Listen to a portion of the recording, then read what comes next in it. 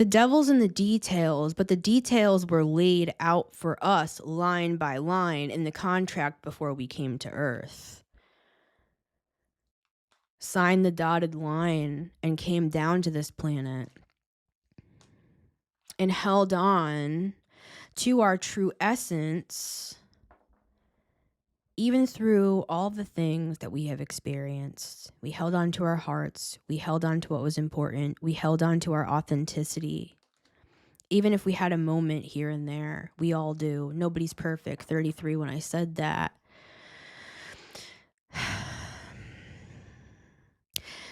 When things happen to us, we learned how to heal.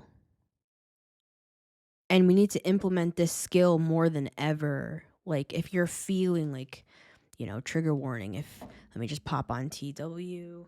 Honk honk is TW, the trigger warning clown here. Nice to see you guys.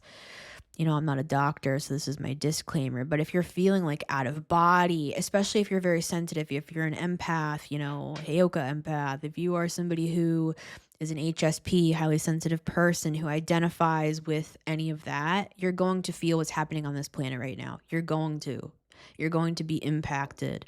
So remember what's your energy and what's not your energy, right?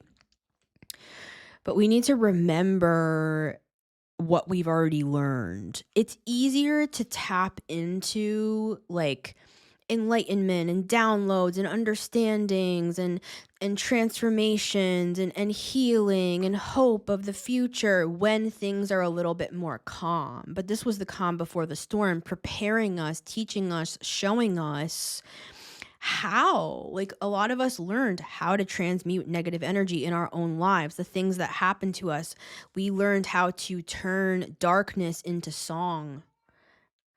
We learned how to use, like the hand that was dealt to us, we learned how to use it to our advantage, right?